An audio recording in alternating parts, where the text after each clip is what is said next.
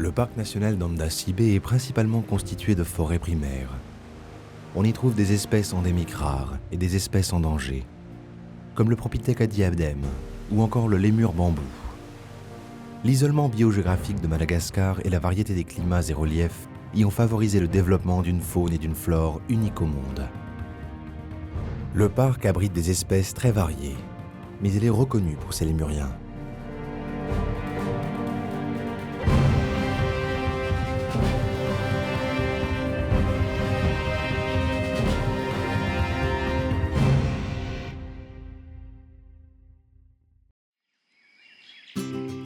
Les lémuriens sont des petits primates, génétiquement plus éloignés de l'homme que les singes. On en recense à Madagascar plus d'une centaine d'espèces.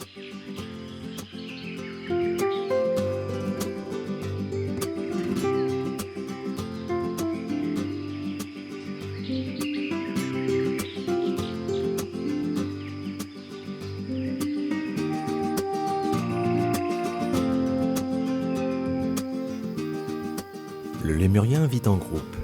Il vit surtout au sol, mais, fin grimpeur, se construit des refuges dans les arbres. Herbivore, il s'active durant le jour. Il se nourrit de feuilles, de bourgeons et parfois de petits mammifères.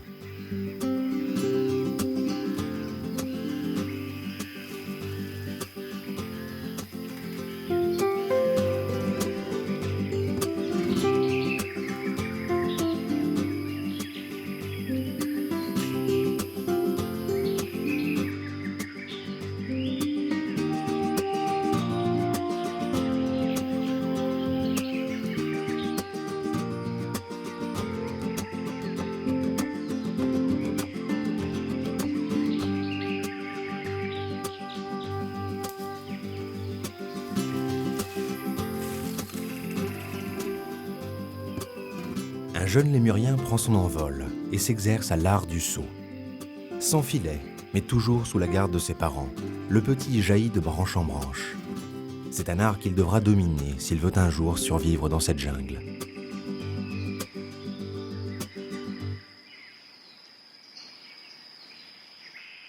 À quelques branches de là, Christin roule le long des routes qui relient la ville au parc. Il anime, en périphérie du parc, une association chargée de la protection et de la relocalisation des espèces protégées. Il dirige une vingtaine de personnes. Ses missions sont très diverses.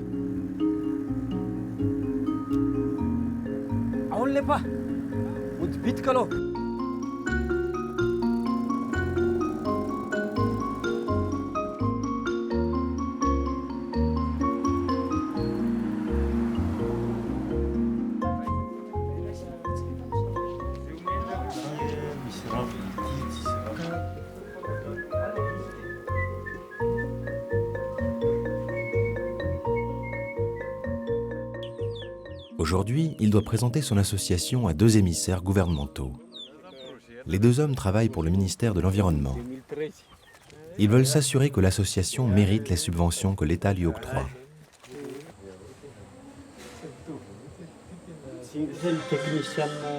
Comme vous voyez, tout est sécurisé.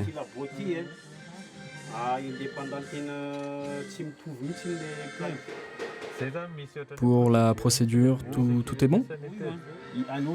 Oui, vous devez porter des protections.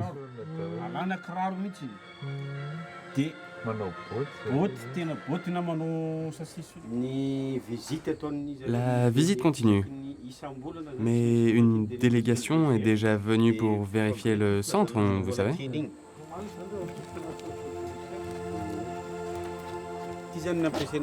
Nous avons même des panneaux solaires. L'association de Christin est indépendante et très active dans le domaine de la protection de l'environnement. Des panneaux solaires sont posés sur les toits, l'eau de pluie est recueillie, puis redistribuée. Les 2 hommes paraissent conquis.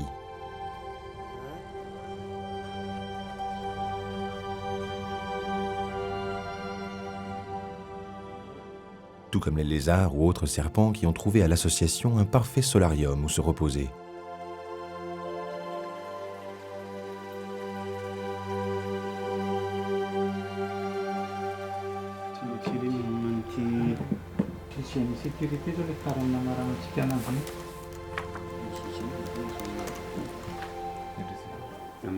Pas de bulletin de notes pour le directeur. Une poignée de main suffit à le rassurer sur l'avenir de son association. Mais entre-temps, des chercheurs finlandais, dépêchés par leur propre gouvernement, arrivent sur le pas de la porte. Ils doivent eux aussi contrôler le travail de Kristin. Mais tout ne se passera pas aussi bien. Le gouvernement finlandais souhaite utiliser les sous-sols malgaches pour extraire des minerais. Kristin doit déplacer vers le parc national les animaux qui vivent sur cette parcelle. Une expédition nocturne est organisée pour vérifier le travail de l'association. Est-ce que tout est fini? Est-ce que c'est réparé? Pas encore? Combien de pourcents? Je pense aux alentours de 60%. Oui, 60%. Ouais.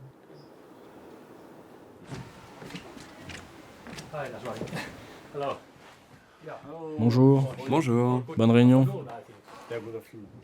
Seulement demain. Oui, seulement demain. Parce que demain, la voiture part très rapidement. Vous pouvez parler à Chincho. On peut voir ça lundi. Samedi. Oui, plus samedi.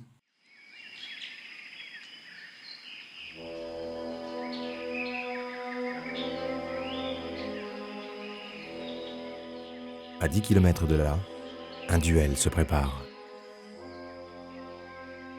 Deux caméléons sont sur une même branche et convoitent la même proie. Ceci n'est pas une nouvelle fable de La Fontaine.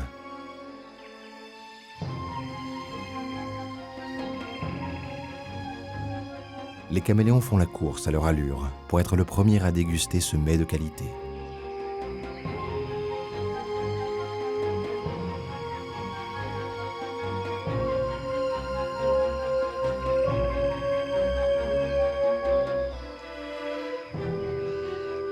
Arrivés au même moment, les deux rivaux se font face.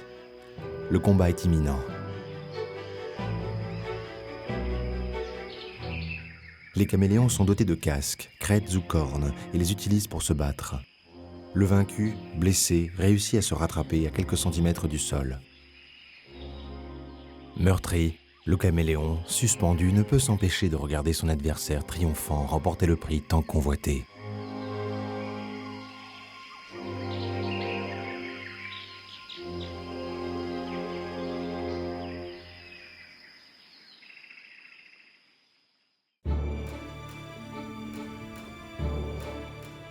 Désiré est ce que l'on pourrait appeler un détective privé pour animaux. Il travaille pour Kristin et sa mission consiste à retrouver les animaux égarés. Pas de demande de rançon cette fois-ci, bien évidemment. Mais un lémurien a été localisé dans une zone dangereuse grâce à son collier émetteur. Désiré et ses compagnons partent vers le cœur de la forêt vierge pour retrouver l'animal.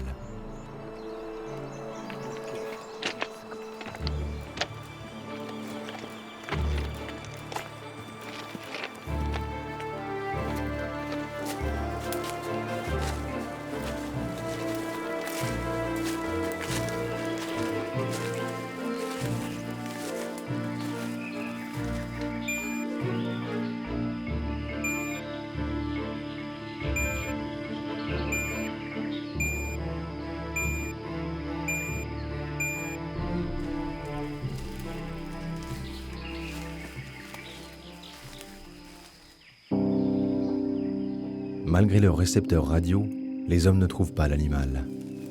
Il est pourtant capital de le retrouver. La zone dangereuse a été vendue à des agriculteurs qui désirent pratiquer la culture sur brûlis. L'endroit sera prochainement consumé par les flammes. Les hommes repartent bredouille. Ils réessaieront le lendemain.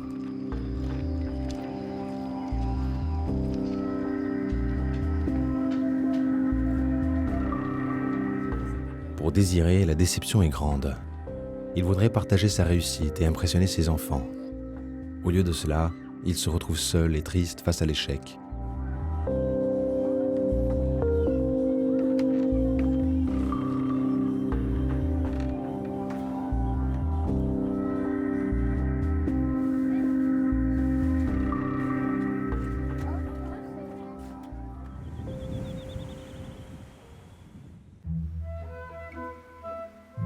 Cette petite créature est un lémur bambou. Il vit exclusivement près des lacs, où il dévore les feuilles des roseaux, les pousses et leurs sèves. En fait, il passe son temps à manger. Peu importe son tour de taille, il trouve aisément de la nourriture sur son chemin.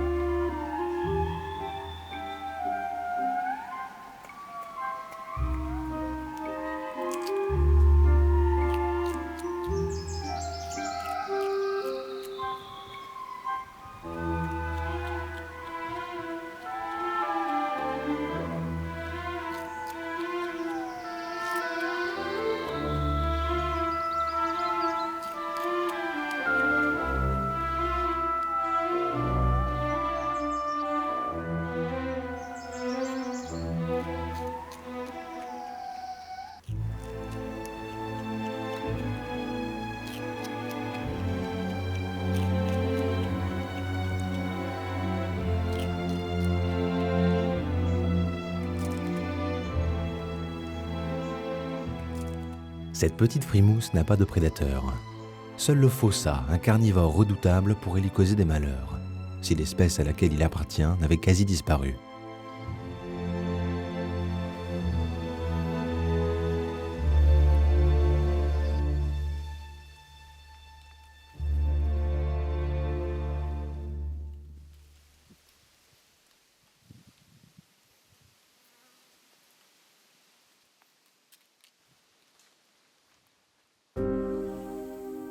Joseph est le gardien du parc d'Andasibe.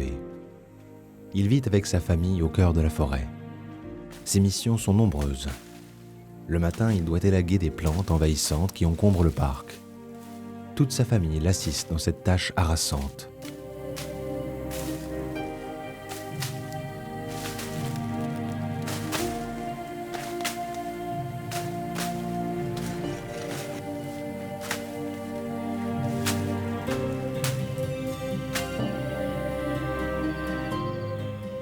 Après un terrible cyclone, toutes les infrastructures du parc ont été détruites.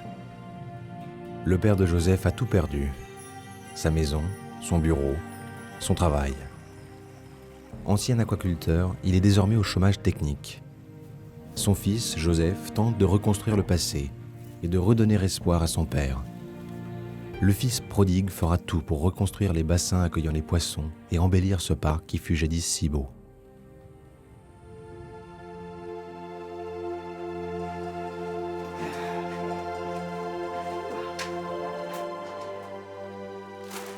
Après quelques jours, les poissons sont de retour dans les bassins.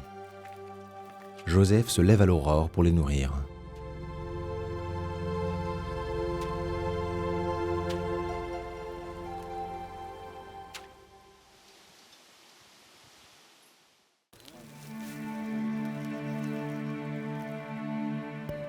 Sur son chemin, il croise des espèces indésirables.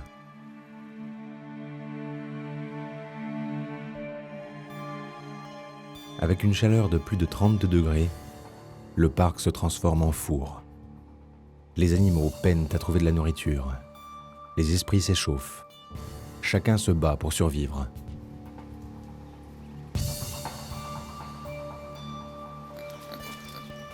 Quand l'un des leurs trouve enfin un fruit comestible, tous se jettent sur lui. Heureusement, le chanceux est malin et part se cacher entre deux branches.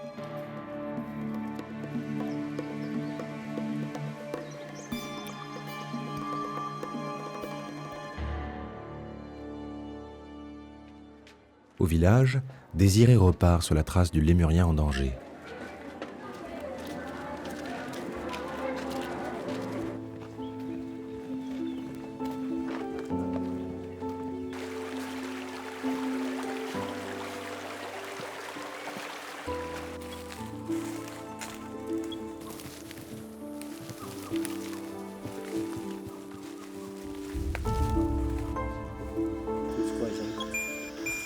Le récepteur radio capte enfin le signal du fugueur. Blessé, mais toujours en vie, Le mammifère mange des baies en haut d'un arbre.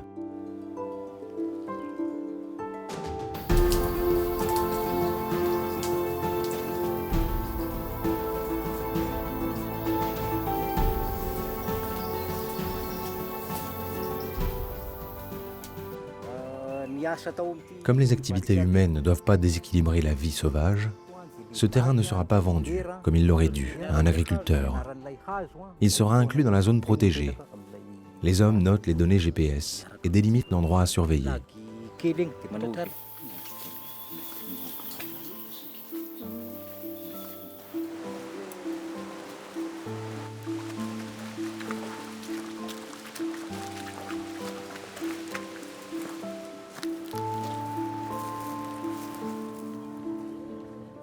Désiré rentre chez lui, heureux et fier de raconter à son fils ses dernières aventures.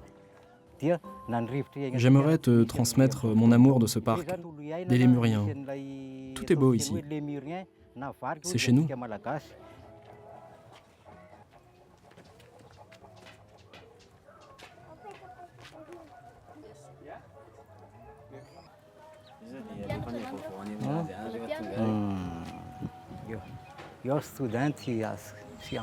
La saison des pluies commence sur le parc d'Andasibe.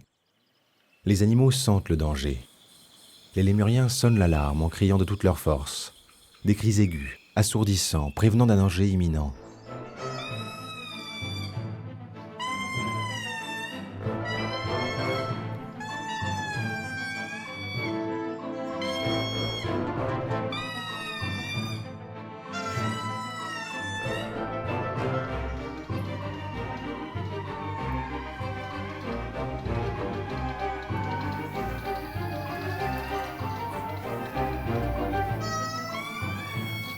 Certains fuient, d'autres se rapprochent, mais tous attendent l'orage avec inquiétude.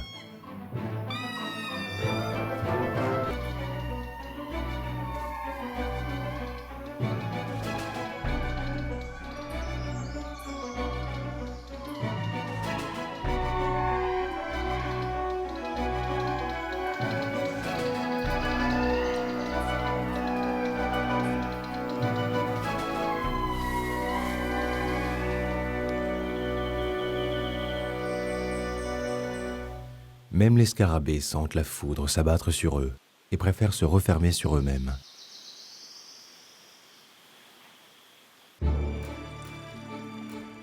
Joseph redoute la saison des pluies qui approche. Il doit absolument protéger ses bassins en renforçant leur pourtour avec de la terre. Le terrible cyclone qui a ravagé Madagascar quelque temps plus tôt est encore dans tous les esprits. Tout le monde redouble d'efforts pour se préparer au mieux.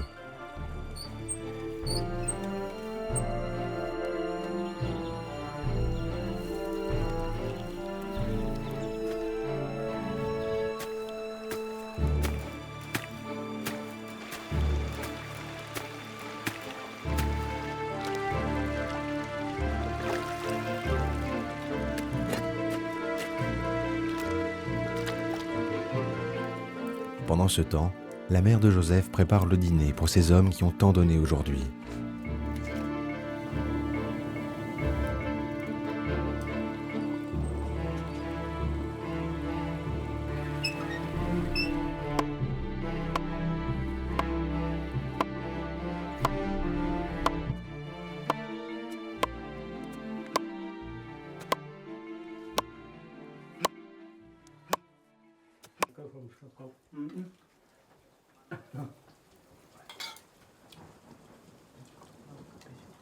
Le premier orage de la saison s'abat sur le parc.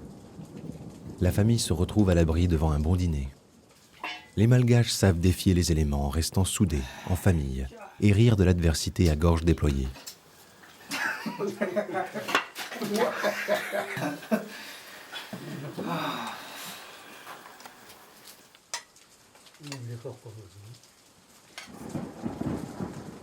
Les Lémuriens, eux, avalent quelques dernières baies avant de se mettre à l'abri.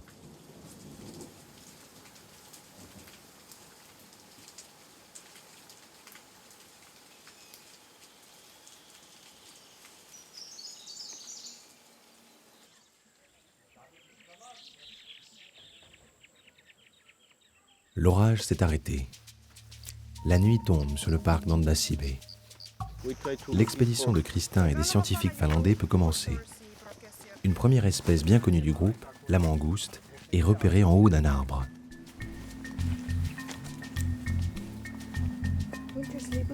Yes, because during winter you never find that during cold season. We find in the night, yes. Yeah. Un caméléon brochisia, plus rare, est aperçu par l'un des scientifiques. I've seen it both in a tree and... How did you spot that? Tim kysyy, että jos tästä valoa kohdista.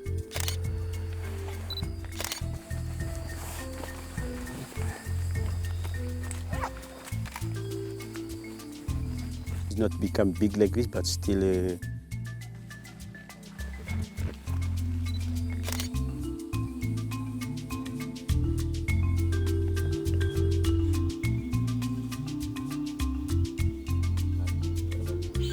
It's high behind the tree. His tail a little bit up, then it's really nice. Le clou du spectacle est un gecko Uroplatus, une espèce en voie de disparition extrêmement difficile à apercevoir à cause de son camouflage presque parfait. Les scientifiques sont aux anges. Ils n'ont jamais vu cette espèce ailleurs que dans les livres. I found this one.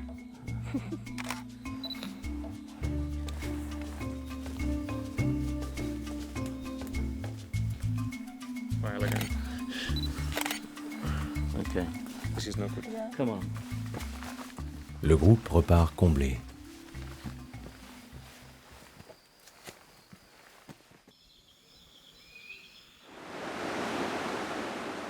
Le lendemain matin, les Finlandais félicitent Kristin pour son travail. C'était très bien, merci beaucoup. Oh, je suis heureux si vous êtes satisfaite. Kristin rentre enfin chez lui. Chaque semaine, il accueille à son domicile des bénévoles qui enseignent l'anglais aux enfants du village. Hello everybody. Yeah, you continue, yeah.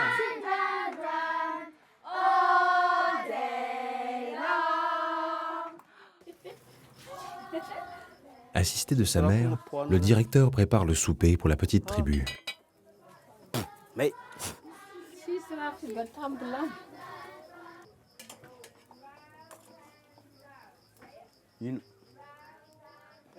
Galana kuera bit kamu nangan ramana nansin. Oh, oui, on peut le maintenant. On arrive à ces mille En attendant le repas, Kristin se retrouve enfin seule pour profiter de ce qu'il aime le plus au monde, le piano. La musique permet à Kristin de repenser à sa journée. Ce qu'il a sauvé, ce qu'il a perdu, ce qu'il pourra faire de plus. Toute sa vie est consacrée au parc.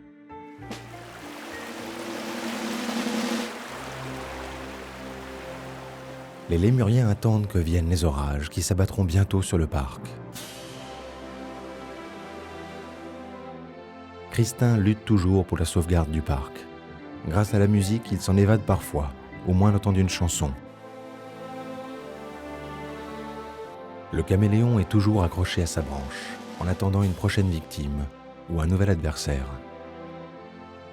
Joseph et sa famille continuent de défier le sort avec leur bonne humeur comme arme.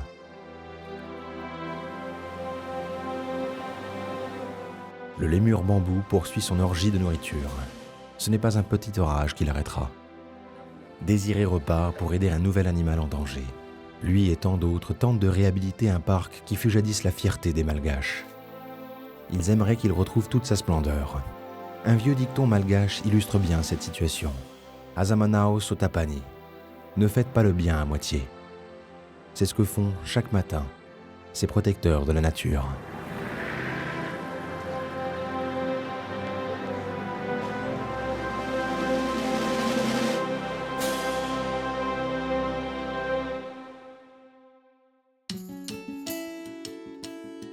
Le parc national d'Ujung Kulon est situé à l'extrémité occidentale de l'île de Java, en Indonésie. Il est le premier parc national indonésien à avoir été inscrit par l'UNESCO sur la liste du patrimoine mondial, en 1992. Les plus grandes forêts pluviales de plaine de Java encore intactes le recouvrent. Il abrite plusieurs espèces végétales et animales menacées, dont la plus menacée de toutes, le rhinocéros de Java. Dans les immenses forêts de Banyan, les macaques à longue queue surveillent les allées et venues des sangliers affamés.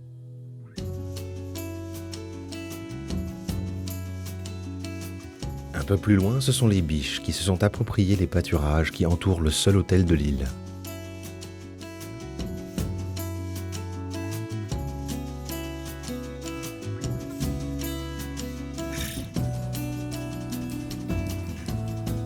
Bienvenue au parc national d'Ujung Kulon.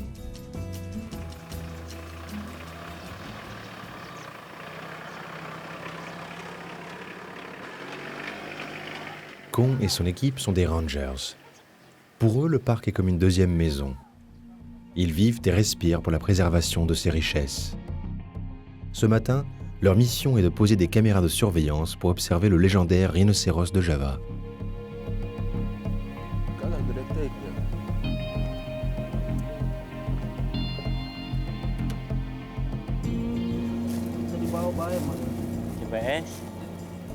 Tu as vérifié les piles? GPS, c'est bon. Laisse-moi prendre la boussole, je suis un pisteur. Oui, vas-y.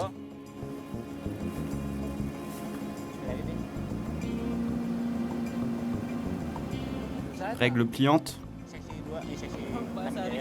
Prise.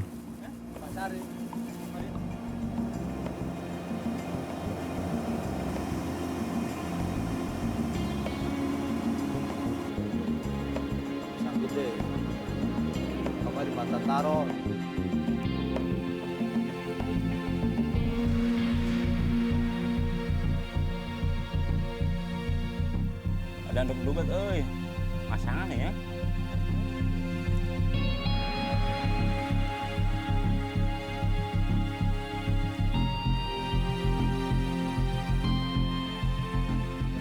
Berangkat, mungkin kita berdoa dulu. Avant de partir dans la jungle, les rangers prennent un moment pour prier. Beaucoup de gens se perdent dans cette forêt. Le lieu est très dangereux. Les rangers ne sont pas armés et les animaux sauvages peuvent attaquer à tout moment. En 10 ans, 5 rangers sont morts ici, dans cette zone hostile où la nature dicte ses règles. Dans cette forêt dense, les hommes cherchent les traces du rhinocéros.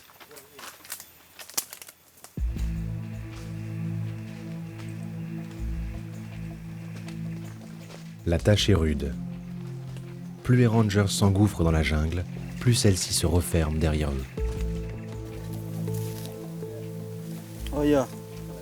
Le sergent tient une piste.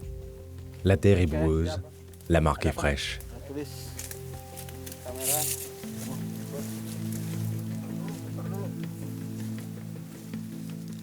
Les hommes enregistrent les données GPS, mesurent l'empreinte et continuent leur périple dans cette gigantesque prison tropicale.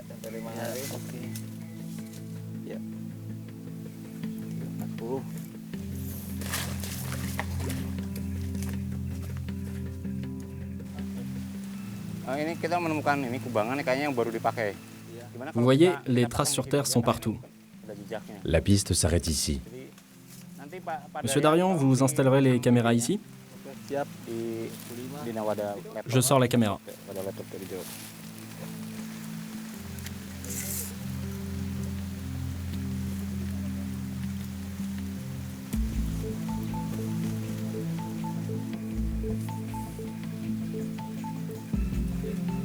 Ya. 20 25 cm. 9. Yang ini jalur. C'est là le passage principal. Ini apa yang ini? Oh gitu, itu yang keluar. Il entre par ici Oke. et il sort par là. Ini posisi paling tepat. J'espère vraiment qu'il va passer par là. Untuk pasang video. Yeah. Très bien ici. Il passera ici, il le faut. Berapa? Déplace-toi un peu. Terus. Oke.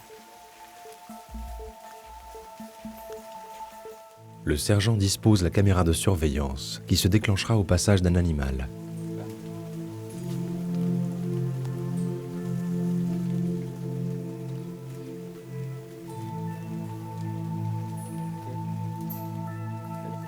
lanjut.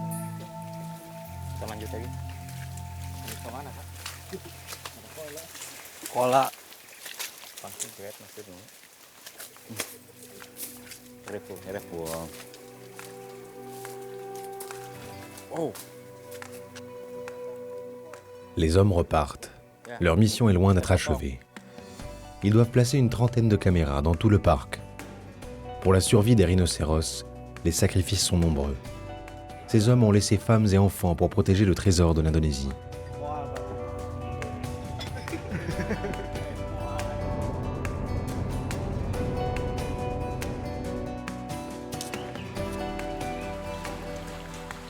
À la tombée de la nuit, les rangers rejoignent l'entrée du parc où le directeur les salue personnellement.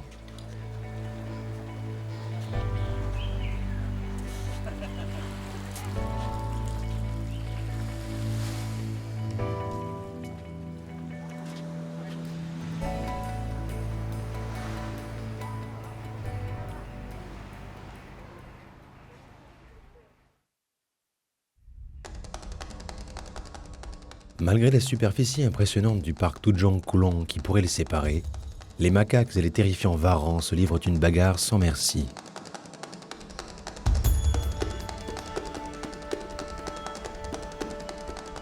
Toujours aux aguets, les macaques de l'île redoutent la venue de leur pire ennemi.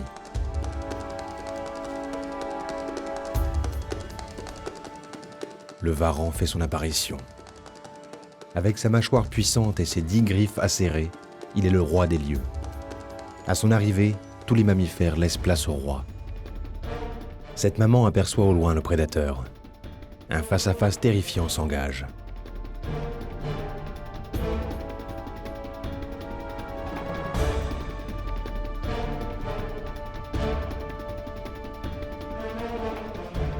La mère s'enfuit pour protéger son bébé, bien accroché sur son dos.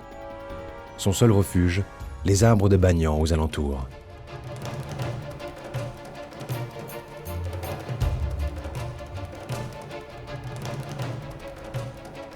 Le varan laisse sa proie en paix et continue son chemin. Il trouvera sûrement de quoi manger dans cette zone.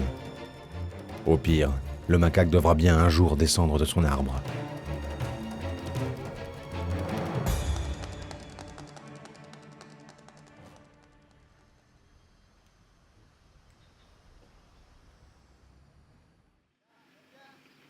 Au quartier général, les rangers ont récupéré des images grâce à leurs caméras de surveillance. Ils vont pouvoir les observer en direct. La caméra 1? Oui, la dernière.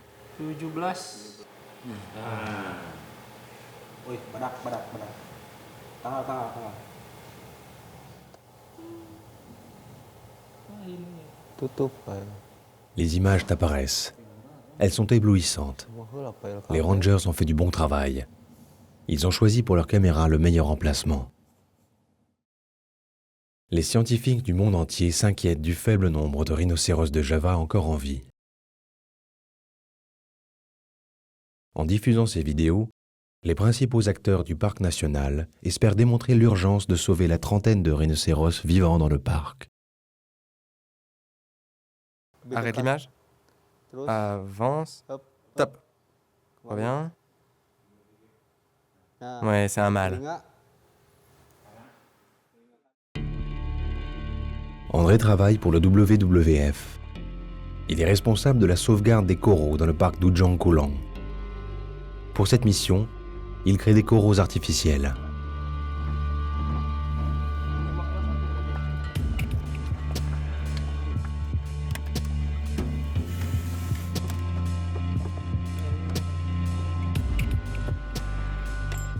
L'équipement est déposé au fond de l'eau. André et son équipe plongent pour se mettre au travail. Il dispose des coraux fraîchement coupés sur ce socle de béton mis en place par son équipe et qui offrira un habitat à cette colonie.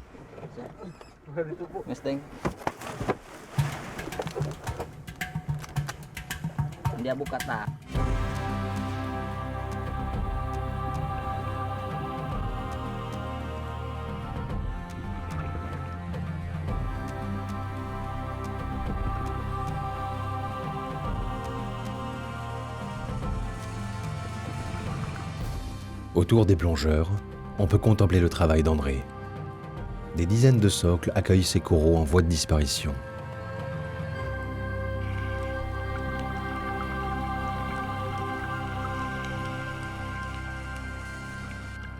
Depuis quelques décennies, les populations de coraux se dégradent en raison du changement climatique et de la pollution, qui provoque une hypersensibilité des coraux aux maladies.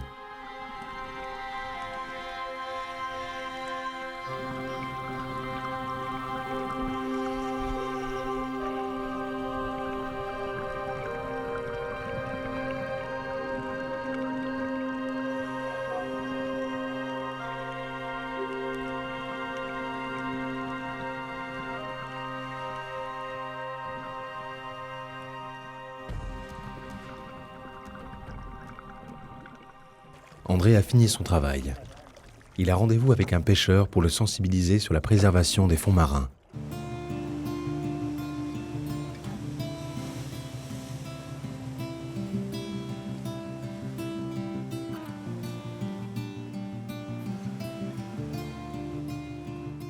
Je suis pêcheur. D'accord. Et quel type de pêcheur êtes-vous? Pêcheur à la bordigue. D'accord. Et vous, monsieur André, vous replantez le récif corallien, n'est-ce pas? Oui, c'est vrai. Vous le faites depuis longtemps?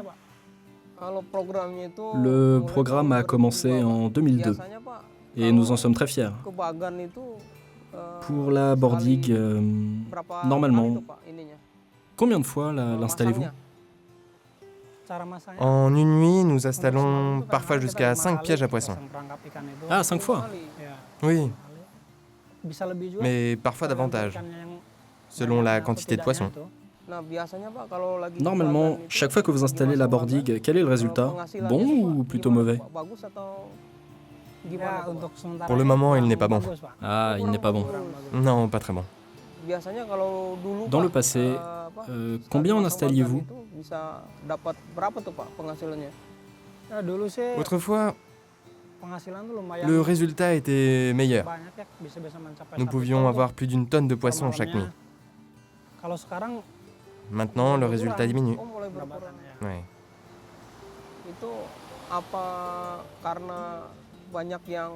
Est-ce que c'est à cause de l'augmentation du nombre de pêcheurs à la bordigue? Ou alors tu penses que c'est plus lié à la diminution du nombre de poissons?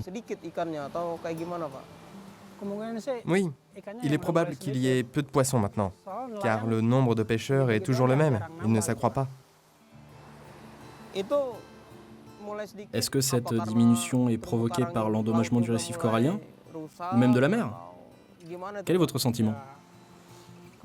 Autrefois, il y avait sans doute souvent des pêcheurs illégaux qui venaient ici pour pêcher et qui endommageaient le récif corallien à la dynamite. En fait, cette activité de la WWF, la transplantation de récifs, nous aide beaucoup, nous les petits pêcheurs. Car on voit bien que les poissons aiment rester dans des récifs. J'espère que vous poursuivrez ce programme pour que nos enfants puissent en profiter à l'avenir. Raka repart sur son îlot pour se livrer à sa technique préférée, la pêche traditionnelle. Traditionnelle car elle se passe sur un ancien bateau transformé en île flottante. Consolidée à l'aide de morceaux de bambou, l'embarcation semble tout droit sortie du film Waterworld.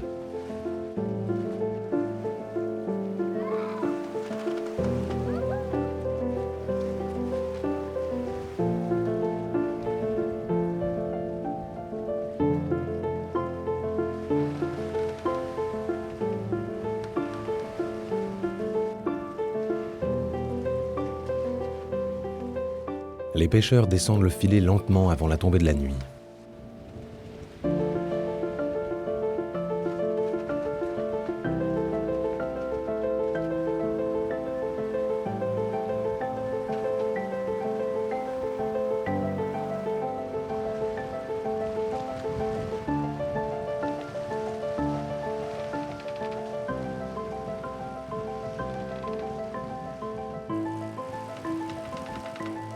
Le soleil a laissé sa place à une obscurité totale. l'aîné de la famille allume les lumières placées au-dessus des filets pour éblouir les poissons. Il ne reste plus qu'à remonter le butin encore étourdi.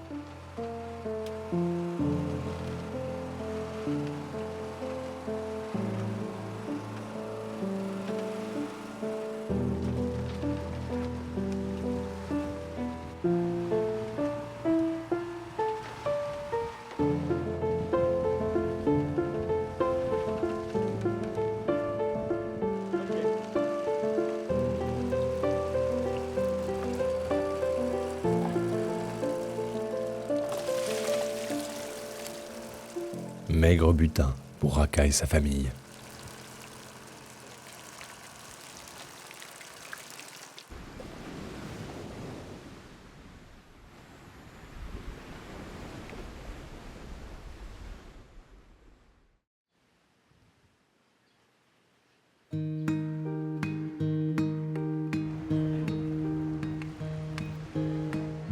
À l'aube, les pêcheurs rentrent au port.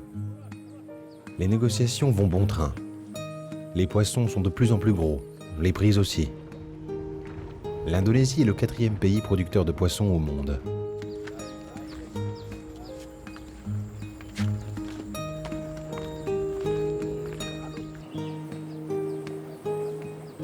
Après une nuit passée en mer, Raka retourne sur la terre ferme. La pêche n'a pas été bonne.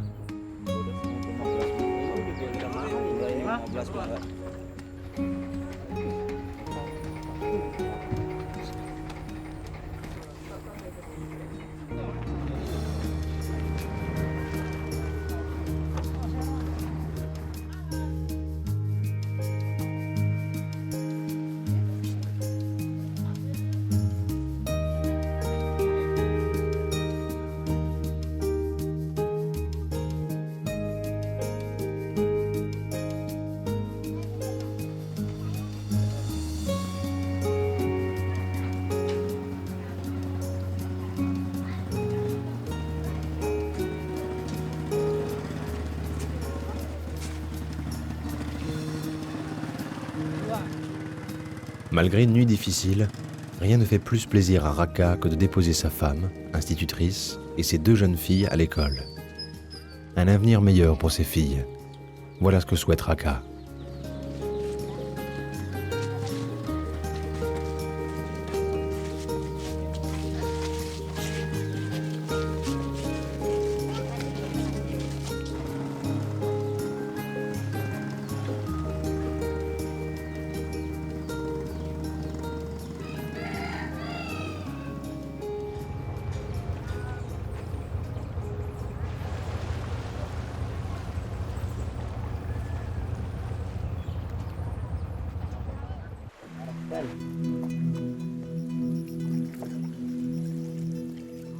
Retour avec Kong et son équipe sur l'un des fleuves qui parcourt le parc Tujong Kulon.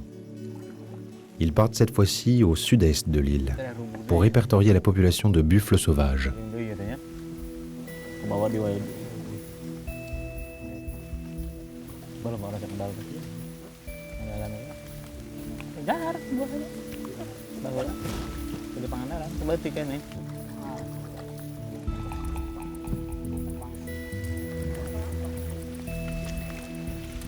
Kanan me.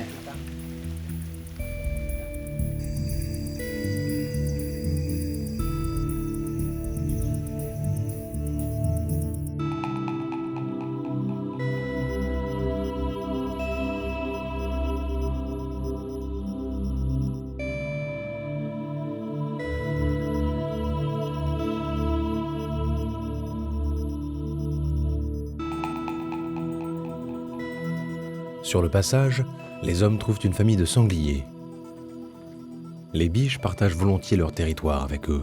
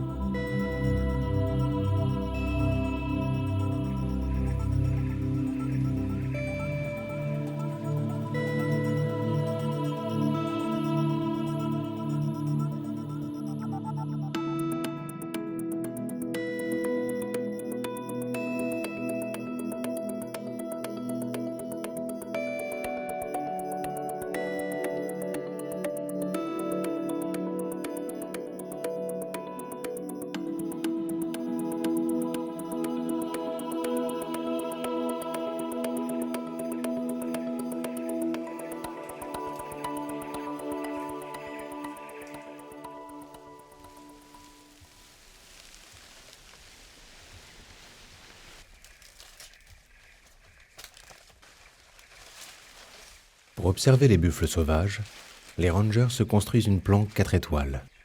Une cabane à l'abri de la pluie et des regards.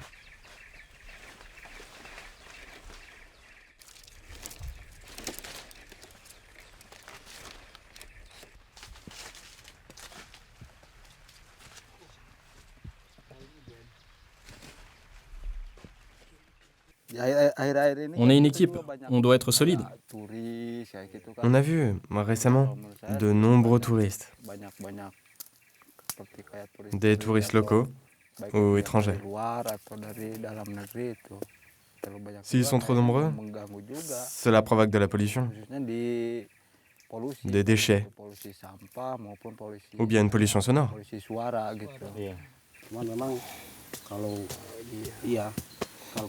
Oui, en termes de conservation et de préservation, les déchets sont le vrai problème pour nous.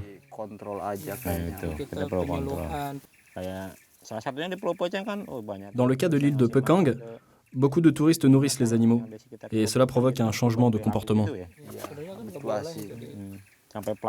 On a vu un cerf manger du plastique, des déchets jetés par un touriste. Je suis triste pour ma famille, surtout pour mon enfant. Ma famille me manque énormément. Nos enfants ne veulent pas nous parler uniquement par téléphone. Est-ce que vous avez vu directement un rhinocéros? Non, pas encore. Et vous, monsieur Eddy? Dans mon cas, c'était pendant une activité d'observation. On marchait l'un derrière l'autre en suivant les traces du rhinocéros, j'étais le 4e. Tout d'un coup, ceux qui sont devant moi ont commencé à crier « Rhinocéros, rhinocéros !» Il faut toujours rester prudent. Surtout pendant les derniers jours, quand nos femmes nous manquent. Toujours penser à rentrer. Ce qui est angoissant, c'est quand on est dans la forêt, entouré de marais, et on n'a pas moyen de retourner sur nos pas, parce qu'on est déjà trop loin, et il ne nous reste plus qu'à traverser le marais.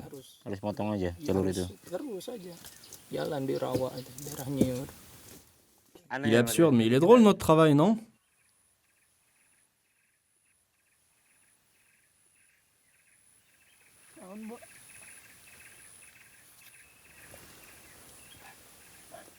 Qu'est-ce qui s'est passé? Va voir. Un rhinocéros? Quelle heure est-il? Vous êtes prêts? Il faut qu'on soit prêt.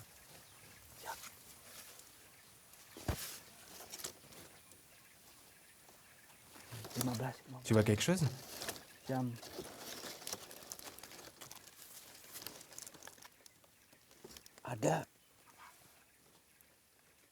Des buffles. Des dizaines de buffles. Des dizaines.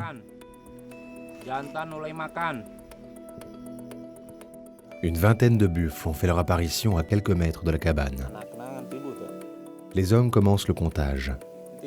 Cette mission peut paraître anodine, mais si les buffles sauvages sont trop nombreux sur le territoire, la raréfaction des ressources diminue le nombre de naissances et la population finit par décroître.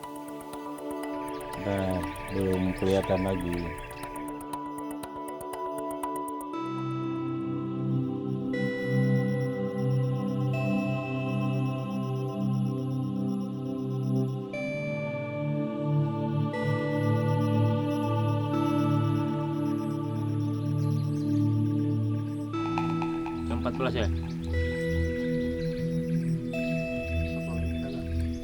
Tar. Attends. Merak 2. Ils repartent.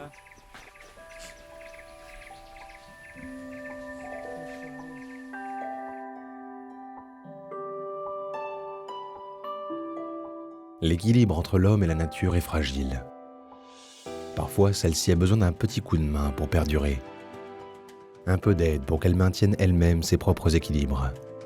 Ce petit coup de main, Raka, André et bien d'autres sont là pour l'offrir au parc national d'Ujang Kulong.